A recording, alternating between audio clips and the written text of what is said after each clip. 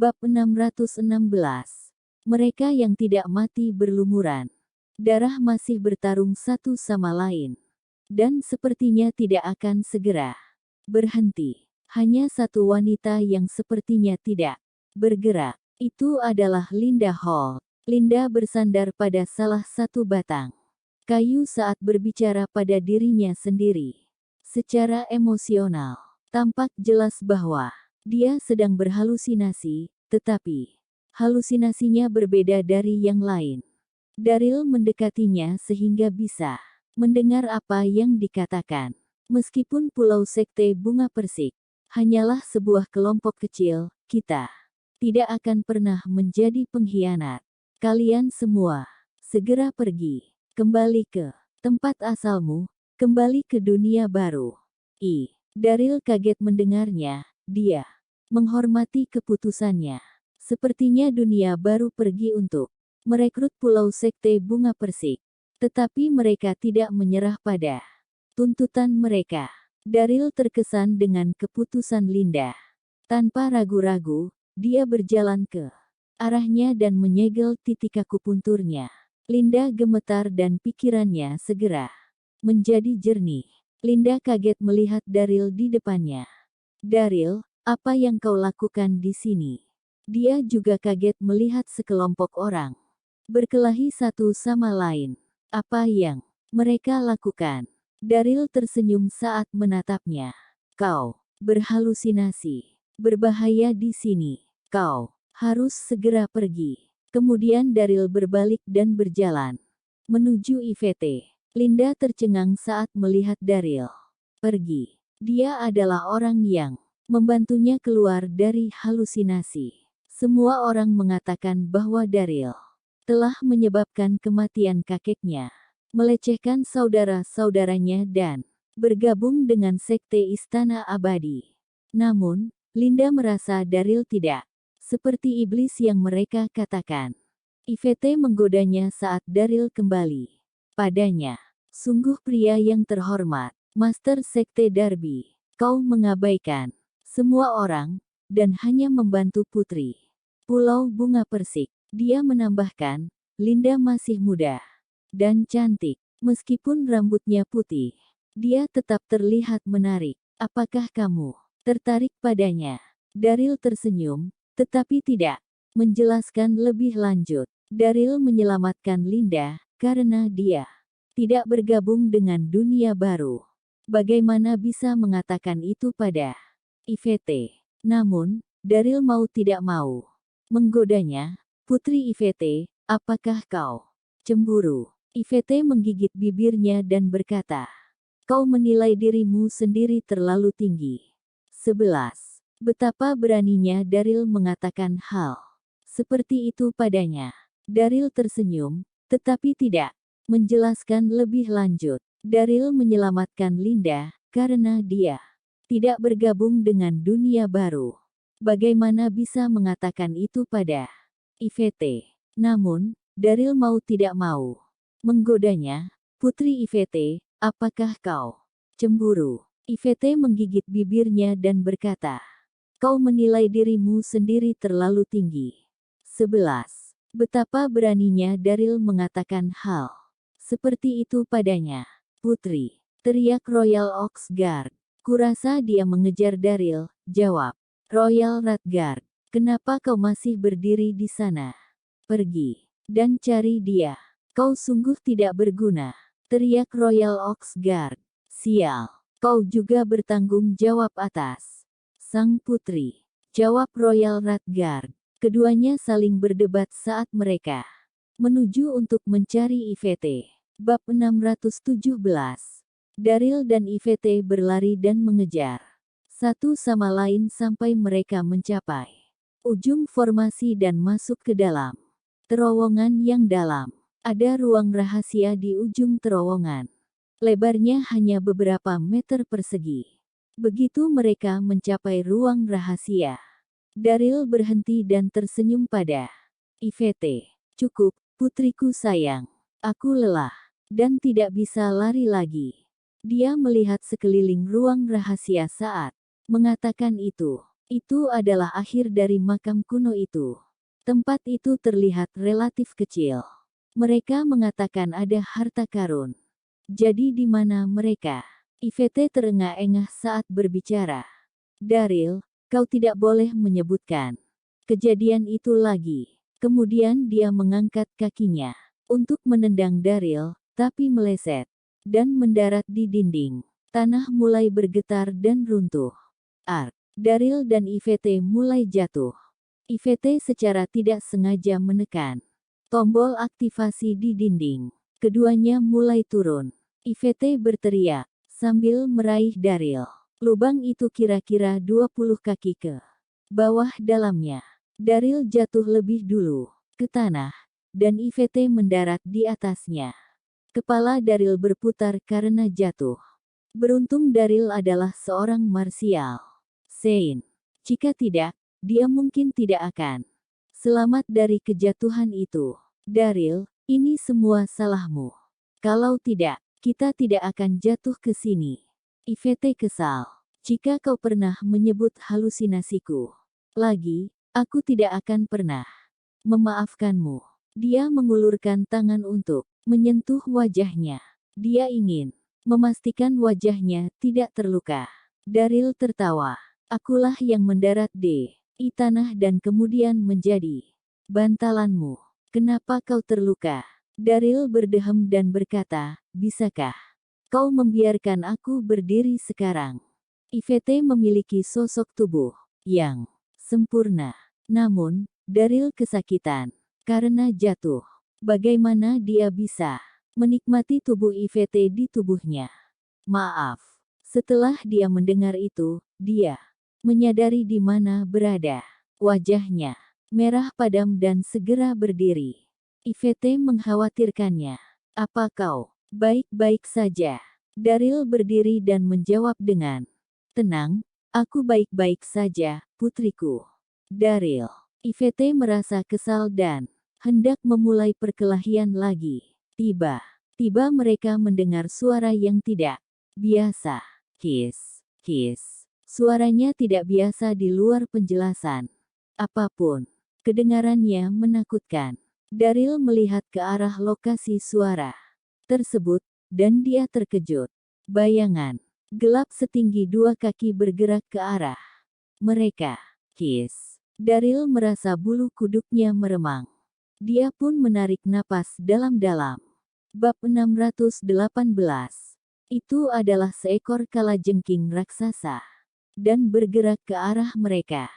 Kalajengking itu panjangnya sekitar 2 kaki. Tubuhnya hitam mengkilat, dan cangkangnya tampak sekeras baju besi. Binatang itu tampak tidak bisa dihancurkan. Serangga raksasa itu bermata merah, darah dan tampak seperti batu rubi merah. Apa itu kalajengking Raja Mata Merah? Ivete menggigil dan berteriak. Daryl kaget mendengarnya. Kau tahu tentang hal ini? Kalajengking Raja Mata Merah menyerang mereka. Ivete adalah orang yang paling dekat dengannya. Dia tersapu oleh ekornya dan terpental ke udara. Bang! Dia menabrak dinding batu sebelum mendarat di tanah. Dia memuntahkan seteguk darah. Wajahnya pucat. Apa kau baik-baik saja? Tanya Daryl. Dia tidak menyangka melihat kalajengking raksasa seperti itu.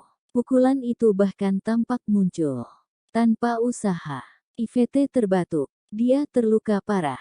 Dia berkata dengan tergesa-gesa, itu adalah kalajengking Raja Mata Merah. Binatang itu hanya muncul di kuburan kuno dan sangat beracun.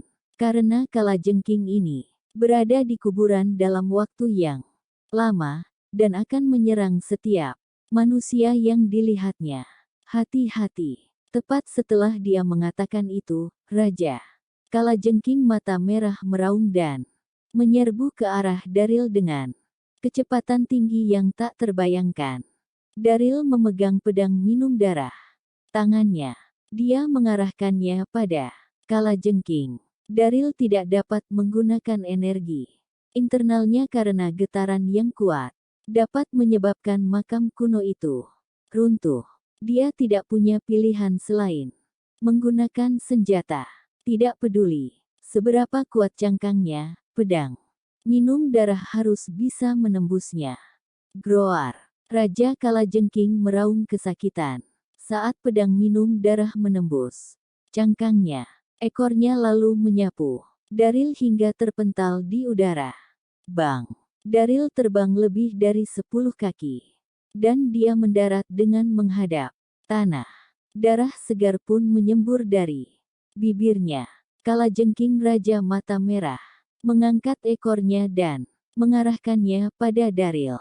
Awas, Daril! Teriak Ivete. Daril berkeringat. Ekor kalajengking itu beracun. Kalajengking Raja Mata Merah adalah Raja Kalajengking, dan racunnya bisa lebih buruk. Dia mungkin tidak akan selamat. Daril ingin bersembunyi, tapi sudah terlambat. Kalajengking Raja Mata Merah terlalu cepat baginya. Binatang itu menusuk ekornya ke punggung Daril dan melepaskan racun ke tubuhnya. Ark! Daril berteriak kesakitan. Di saat yang bersamaan, dia menusuk pedangnya ke kalajengking raksasa dan mengambil nyawanya. Kalajengking itu terus berjuang di tanah hingga akhirnya dalam beberapa saat kemudian tidak bergerak lagi. Kalajengking itu telah mati. Daril menggenggam tinjunya erat-erat. Dia merasa punggungnya mati rasa, dan kemudian tidak bisa lagi merasakan tubuhnya. Wajahnya pun memucat. Detik berikutnya, Daril jatuh ke tanah dengan tubuh gemetar tak terkendali. Daril, bagaimana perasaanmu? Ivete bergegas ke arahnya. Bibir Daril bergetar, tetapi tidak dapat berbicara. Seluruh tubuhnya terasa lemas. Apakah dia akan mati? Hati Daril dipenuhi dengan penyesalan. Dia berpikir bahwa akan menemukan harta karun di kuburan kuno. Dia tidak berharap untuk melihat Raja Kalajengking bermata merah sebelum dapat menemukan harta karun itu. Dia juga tidak menyangka Kalajengking itu akan meracuninya. Bab 619. Ivete merasa khawatir saat melihat wajah Daril yang pucat. Bertahanlah, Daril. Daril tersenyum pahit. Aku khawatir. Aku tidak bisa. Racun itu telah memasuki aliran darahku. Oh, ya, aku punya ide. Aku tahu bagaimana menyelamatkanmu. Ivete segera berdiri dan bergegas menuju kalajengking Raja Mata Merah yang sudah mati. Dia mengambil pedang, minum darah dan mencukil matanya. Apa yang ingin dia lakukan? Daril tidak yakin dengan rencana Ivete. Wanita itu kembali dengan sepasang mata kalajengking, dan wajahnya dipenuhi dengan kegembiraan. Buka mulutmu. Ini akan menawarkan racunnya. Ivete menjelaskan, aku membacanya di Kitab Suci Lama di Dunia Baru. Buku itu menulis bahwa mata Raja Kalajengking, mata merah juga merupakan jiwanya. Ivete terus berkata, kau hanya perlu memakan jiwanya, dan itu akan menyembuhkan bisa di tubuhmu. Dan juga tidak ada racun yang bisa meracunimu lagi mulai dari sekarang. Namam, tidak ada yang pernah mencobanya selama ribuan tahun. Terakhir ini karena Red Eye King Scorpion tidak mudah ditemukan. Saat berbicara, dia memasukkan mata ke dalam mulut Daril. Daril langsung bisa merasakan kehangatan di tubuhnya. Aku akan sembuh setelah ini. Aku tidak akan bertambah parah. Tanya Daril. Kau terlalu banyak bicara, jawab Ivete. Setelah sekitar 10 menit, wajah Daril tampak jauh lebih baik. Mati rasa tubuhnya juga hilang. Sungguh luar biasa apa yang bisa dilakukan mata Raja Kalajengking Mata Merah. Daril berdiri dan menyadari bahwa racun di tubuhnya telah menghilang. Aku telah menyelamatkan hidupmu. Kau harus berterima kasih padaku untuk itu, kata Ivete sambil tersenyum. Daryl tidak mengatakan apa-apa lagi. Dia mengeluarkan ponselnya dan menyalakan senter.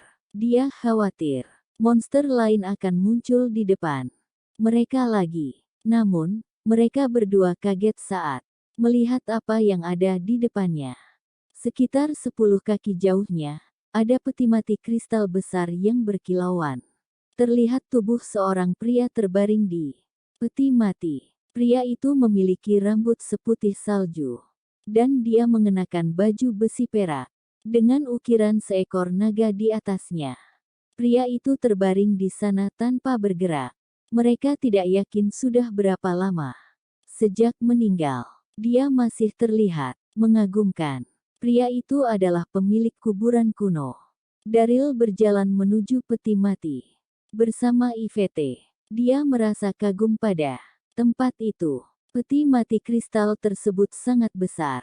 Dan dia mengenakan baju besi perak. Dia pasti seseorang yang sangat penting.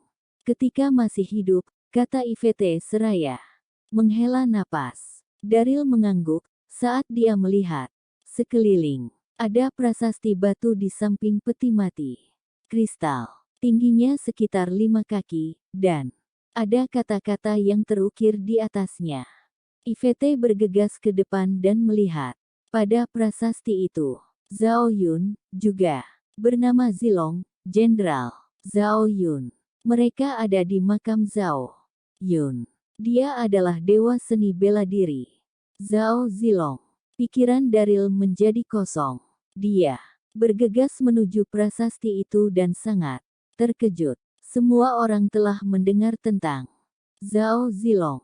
Dia telah berperang sepanjang hidupnya dan tidak pernah dikalahkan. Mereka berada di makam Zhao Zilong. Ini sungguh tidak nyata. Yvette melihat reaksi Daryl.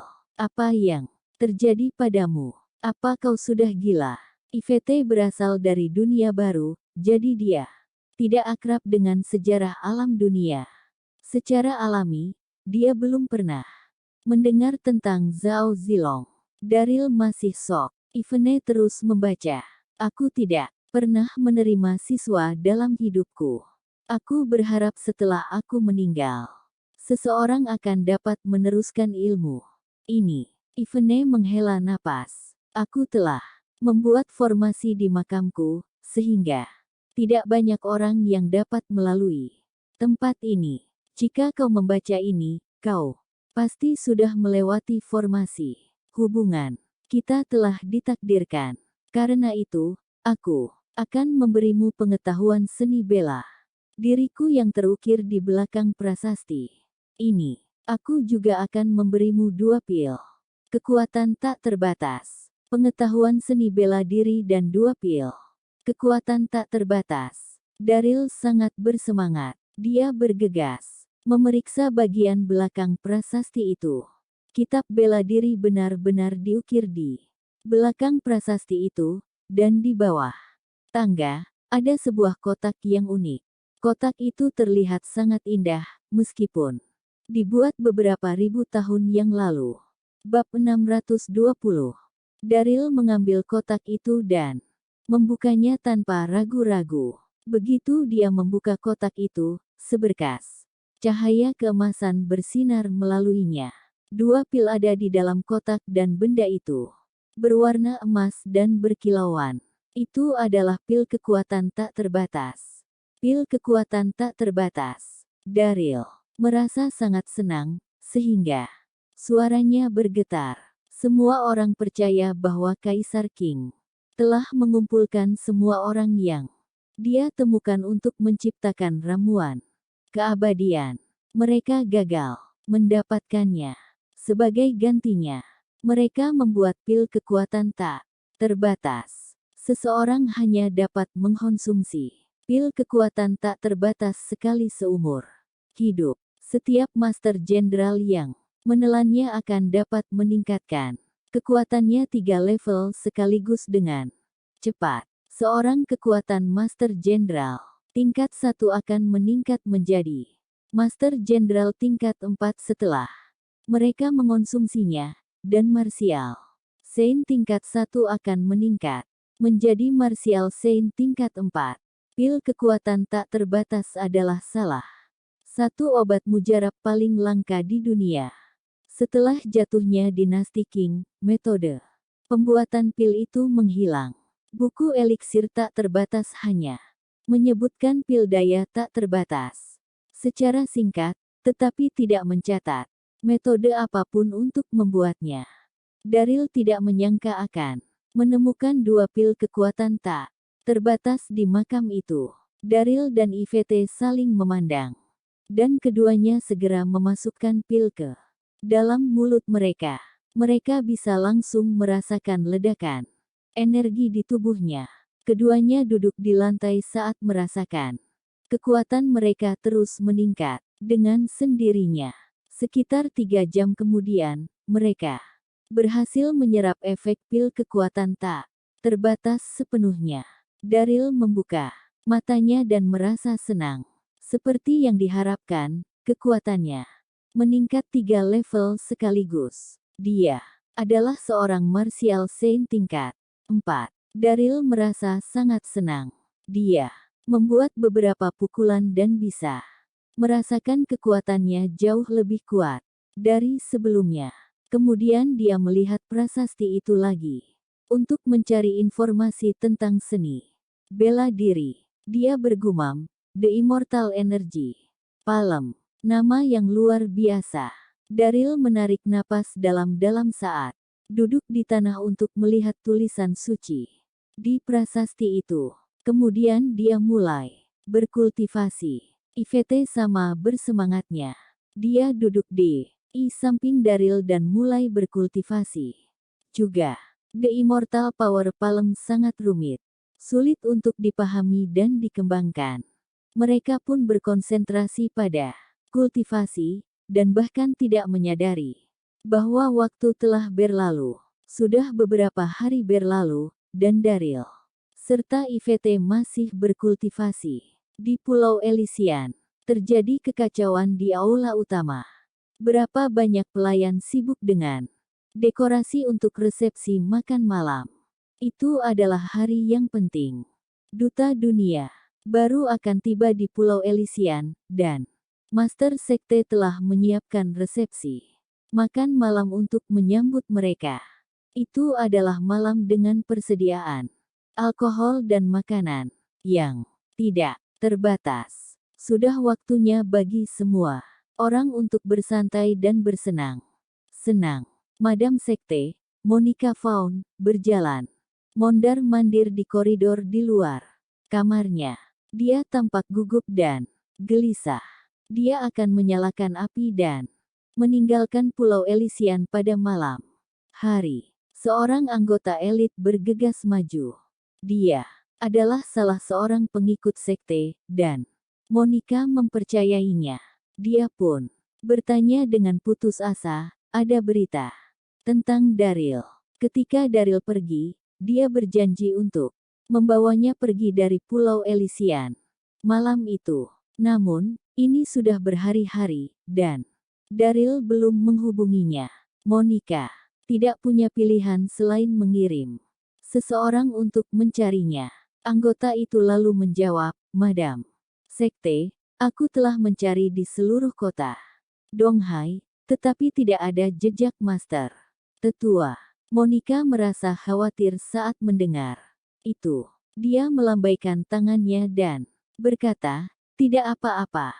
Kamu boleh pergi sekarang. Apa yang terjadi? Kenapa Daryl belum datang untukku? Apakah dia melupakanku? Pikir Monica dengan gugup. Resepsi makan malam akan dimulai dalam 2 jam. Dia dengan sengaja akan membuat api dan memalsukan kematiannya di dalamnya. Karena itu, dia harus bisa melarikan diri dari pulau itu. Bagaimana dia bisa meninggalkan Pulau Elysian tanpa Daryl? Bahkan jika dia bisa, kemana harus pergi?